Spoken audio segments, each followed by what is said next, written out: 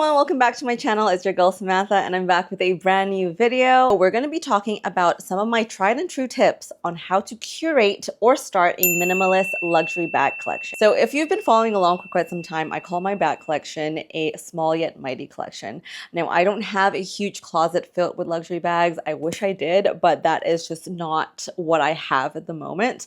But what I do have is a very curated selection of luxury bags that I always go for and that always get used day to day. In this video, I wanted to share some of my tips because I want this for you guys too. Like if we don't want to buy like tons and tons of bags and you want to really curate your collection so that you have pieces in your closet that you will always reach for, or honestly pieces where like, hey, if you have date night, you immediately know which bag in your collection you're gonna reach for. Now, this isn't just for luxury bags. You can apply this practice to any items in your closet or anything you spend your money on, literally, because it's just really a practice of how we think about our purchases and how we make informed decisions that are responsible in this economy. Let's go into the tips of how you can build your minimalistic luxury collection. Okay, so tip number one, have a set of neutrals. You don't need a huge amount of neutral bags, but have your go-to 1 to 3 neutral color bags in your collection. And these will be your baseline bags. When I say baseline bags, I'm honestly referring to bags that will go with almost any outfit. And those are generally neutral colors. So say if you're someone who already wears a lot of neutrals, that's just basically your colorway. That's perfect for you because then you will have like 2-3 bags that you can rotate in your closet that would match basically any outfit. But because the colors are neutrals, if you're someone like me who wears a lot of color, that just expands your wardrobe by tenfold because you can wear these bags so many ways and so many times. You're not limited to only using a bag for like a certain colorway that you're planning on wearing. I have a couple examples for you guys of my favorite neutral bags in my collection. The first one is the stunning Chanel. I did not buy her new in store because the price points are a bit crazy, you guys. The selection of the colorway of this Chanel is milk tea on purpose because I knew that if I was gonna spend the most I've ever spent on a luxury bag, it's going to be something that I can wear with everything. And so I wouldn't go for the pinks or the teals or the reds, even though I love red, but I wanted something that was classic, that was quintessential Chanel, that is something that I could wear with any color in any season. On the flip side, I do have another neutral bag, and this is one of my newer bags from Le Teneur, and it is this beautiful box-like shape. It has a zipper compartment and lots of other opened compartments and a beautiful relaxed yet structured look. And you can see that this is totally different than the Chanel bag. And the way that I would style this is also totally different, but the colorway is still a neutral colorway. My first luxury bag ever in my collection is the Prada Saffiano leather black bag.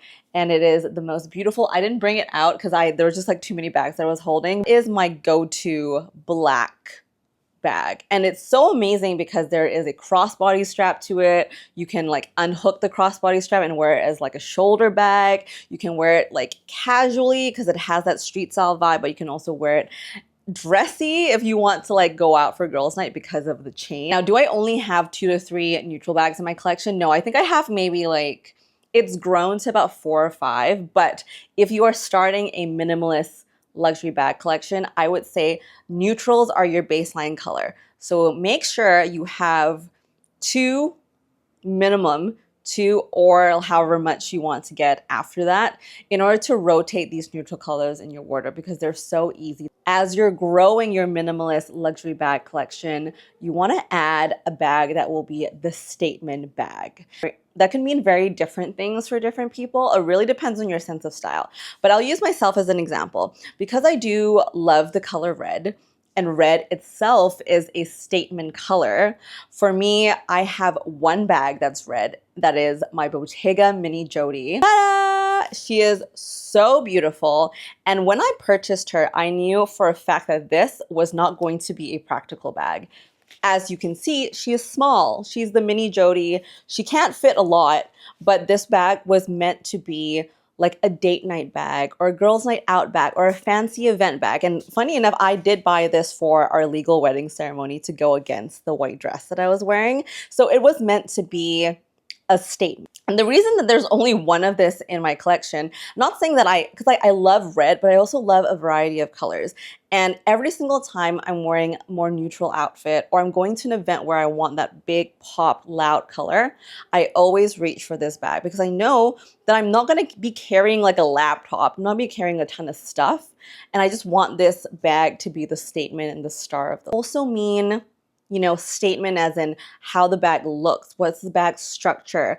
Okay, just gotta show you guys a quick example of what I mean by that. So this bag is from Alexis Bittar, and it is such a beautiful, stunning bag. I wouldn't call this luxury. It's definitely more like fashion-y, if that makes sense.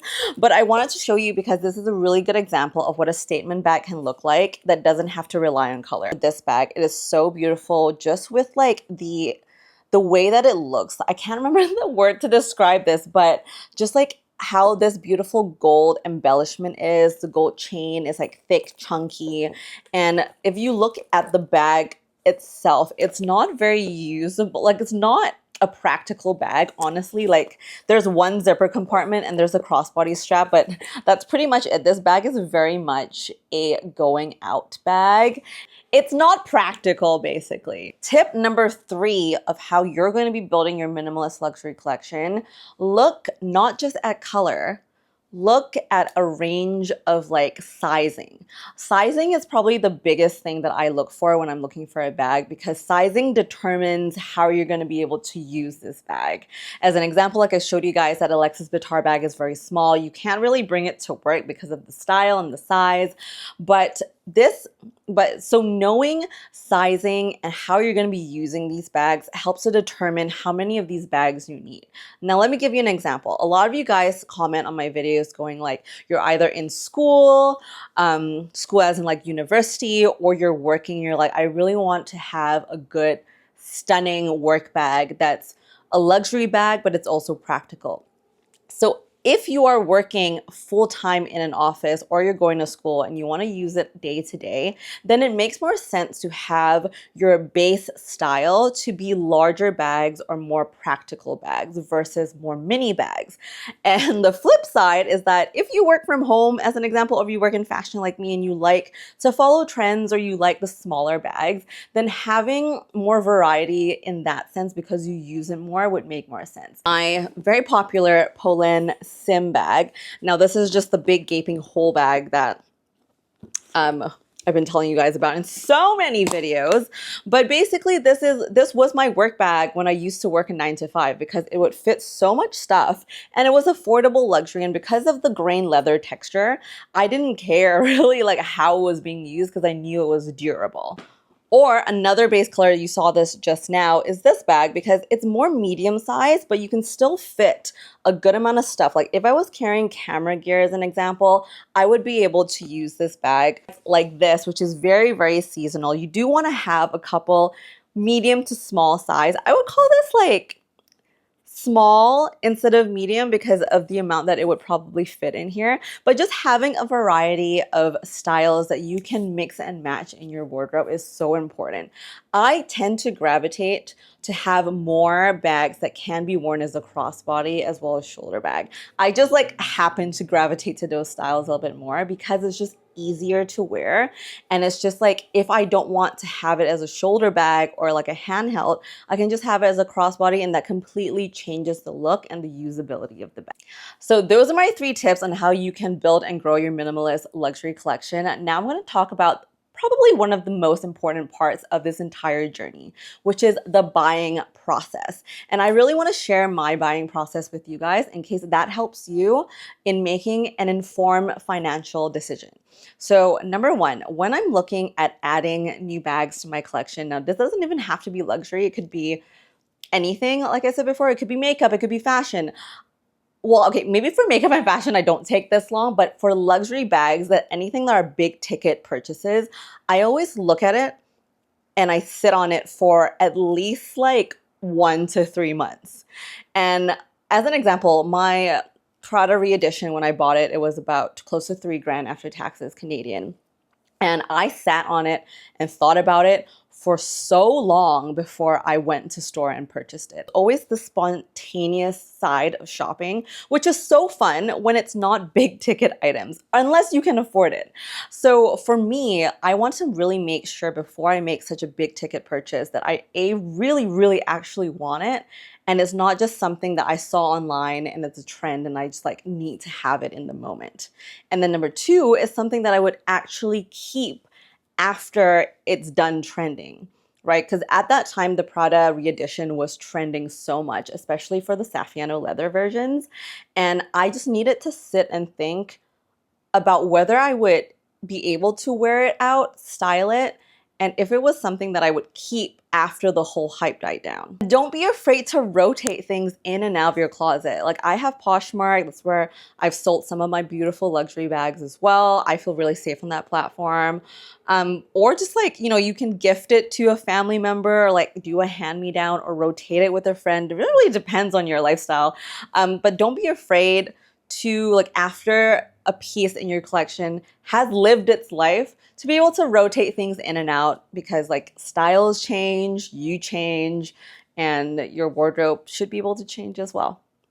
I hope this video was so informational for you guys, because I really enjoyed talking about it, and I hope it really does help you as well. So let me know in the comments if there's any other practices that you do to kind of create a curated luxury collection, or like I'm curious to know what your buying process is like as well, because that helps. Thank you guys so much for watching. You can find me all over the socials. I'm on Instagram, TikTok, and I'm here on YouTube every single week. We also have a new podcast that I film with my husband. You can find it on the podcast tab of my channel, but we would love if you supported us on Spotify or Apple Podcasts. Thank you guys so much, and I'll see you in the next one. Bye!